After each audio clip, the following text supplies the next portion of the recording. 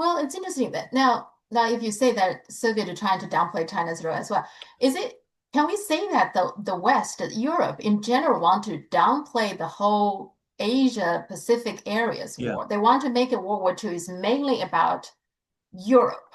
Like Yes. almost like what's happening in Asia is almost like a sideshow. Do you think there's some parts of Oh, that? there's no doubt of it, and of course the Soviets did this as well. Mhm, Now, obviously, during the period of the tensions between the Soviet Union and China, mhm. and the 60s and 70s, I mean, this was to some extent policy. But of Yeah, course, the other thing is it's understandable in a way because so many more Soviet soldiers fought and died yeah, in Europe mhm, than in Asia. yeah, But the Soviets did have a part to play in the war in Asia. I mean, they fought the Japanese. It's almost unknown fact, but they fought the Japanese in 1939. mhm, They were supporting China to a certain extent in the 1930s as well. And in 1945, they launched a huge operation in Manchuria, mhm. Yeah, which yeah. defeated the Chinese, the Japanese, not the Japanese. Chinese, Uh-huh. the Japanese there. And so this was a major, this is something that strangely the Soviets tended to downplay. Yeah, yeah. Now, of course, they're talking about this an awful lot more. Mhm. And again, it binds them more closely to China. And Putin said something very, very interesting. And this is he also said this. This is in his interview which he gave to Xinhua. He said that if China had not been resisting Japan in the way that it did in 1941, if it had not fought this heroic war against Japan, then the likelihood is that we would have faced a war on two fronts because Japan would have joined Germany and would have attacked us. Mhm. So again, this is a very, very interesting thing. The Russians have, in the past, again, have tended to downplay this, but Mhm. now Putin has said this. Again, it's true. Mhm. And again, it's the kind of thing that will, Russians will understand. I mean, the Russians lived the World War II history all the time, and it will make them feel China was our ally. It was a Mhm. key ally. It made our victory possible, our own victory possible. Not just our victory, Mhm. but as our survival as a nation possible. So you could see how all of this is coming together in all sorts of very, very interesting ways, It very is. important ways. Yes, and yeah, but yeah, the Europeans and Americans want to make the Asian The, parts of yeah, the world absolutely, a sideshow. absolutely, So absolutely. The British, absolutely, yeah, absolutely, they do. Even though they were present in the yes, Far East as well, but yeah, they as do. well. They, Yes. they talk about that less and less. It's the war in Europe that really Mhm. matters. It's the war in Europe, which I mean, they built up Churchill into Yeah. this titanic figure, and it's all about Europe with him. And of course, with the French and the Germans, it's also all about Europe. And the war is fought in Europe. And of course, the Soviets did play a part. We can't completely disregard that.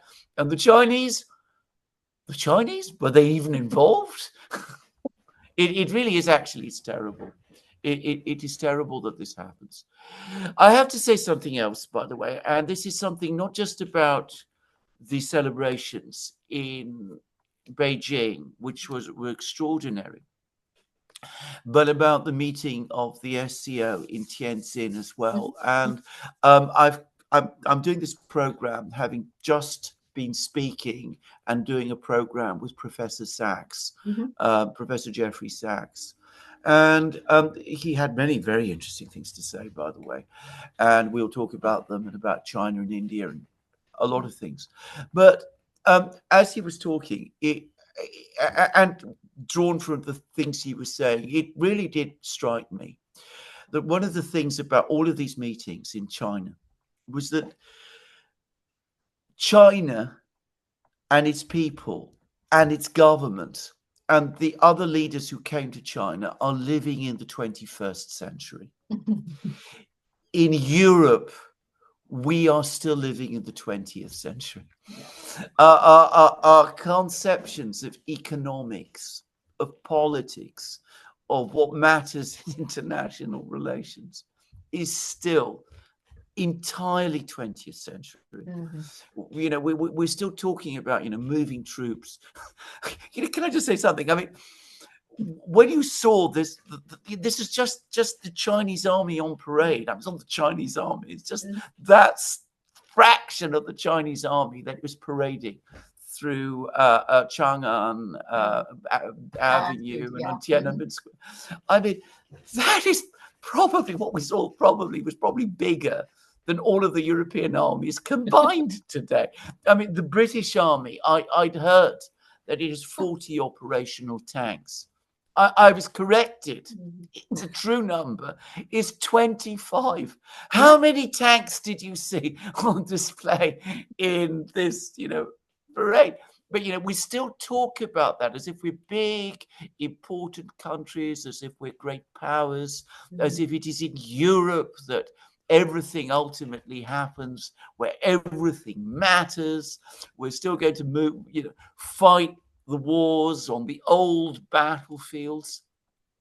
We're stuck in this world that is over, or at least that is receding.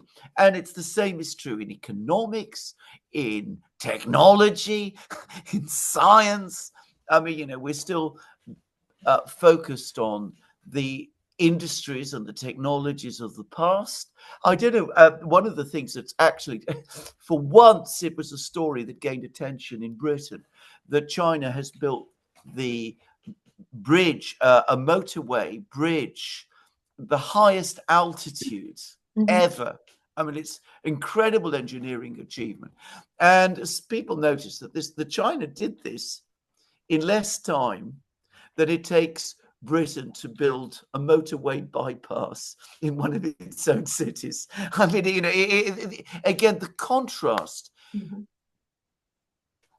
But our leaders just don't get this. Yeah. They still behave as if we're living in the world of 1960. I mean, it's all 1970, and that the politics are all, for them, constructed around this. Yeah. And this is the thing that came through to me most about these meetings in Tianjin and in Beijing, the celebrations in Beijing, the confidence, the sense of freshness, the sense of energy. And by contrast, we in Europe now look so stale and old and clinging on to, the strategies and the policies of the past. And again, it came through very clearly in that discussion, listening to Professor Sachs. And I thought about this, and as I said, I've come straight out of that program, which is why I'm bringing it up now. Yeah. Now, before we talk more about the SCO, one more thing is that in Trump's tweet, he talked about, China's conspire with Russia, with the, Kim Jong-un, against the US. So Russia, Kremlin already responded saying Russia is not plotting against the United States. On the other hand, the United States now is talking about more sanctions, right, against Russia and against Iran. So to me, it's really not for this country get together. Yes, they are talking about how to resist, but it's not plotting against the United States. They simply have to survive. They have to self-defense. So they need to have ways to against all these nonsense sanctions and tariffs and all these endless, hostile actions against all these countries. Don't you think they have to? You're absolutely correct. Protect themselves. I notice again so much the American view. If the Chinese and the Russians and the North Koreans and all of these other countries meet and celebrate a victory, a huge victory, a great event, if they also have, conferences, it's about the Americans. They're meeting to talk about the Americans. Always, everything for the Americans is about themselves. They still imagine that the entire world revolves around them, and that Xi Jinping and Vladimir Putin have nothing else to talk about. than how we're going to hurt the Americans in some ways. I mean, it's preposterous. It's absolutely silly. And of course, that's exactly what the Americans are going to do. They're going to impose more sanctions and they're going to impose more tariffs. What do I always tell you? That everything with the Americans always comes down in the end to China. Trump has this meeting with Putin. He thinks that, for Putin, it's the US that he's really interested in. He's going to be one of us. He's the leader that's going to be really attracted to the US. We put on this tiny air display with a few fighter jets and a bomber. And then, of course, what does Putin do a few weeks later? As he always said he would do, he goes to China, he goes to the SEO, he goes to Beijing, he attends the celebrations. And Trump is furious because you can sense this is the anger. And of course, that means that Putin is betraying me. He's not doing what I want. So I'm going to impose sanctions and tariffs and other things on him. And of course, China, as again, Xi Jinping so correctly said, it's if you want our help to deal with this, we are there to help you. And it's not just one side, it's not just China giving out, what it can. China obviously also wants help from these countries. I mean, it wants gas and oil and all the other things, that grain and all that. So what the Americans are doing is they're bringing everybody together. And it's incredible that they cannot see this. Don't you think secretly Trump probably want to be there? Well, of course. And what prevents him going? Exactly. What a good thing if he had indeed gone. You remember we were talking about this possibility a few weeks ago. Yeah. What stopped him going?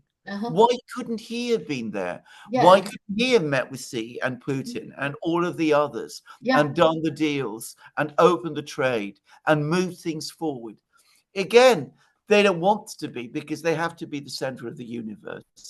So the only parties they want to attend are the ones they themselves hold.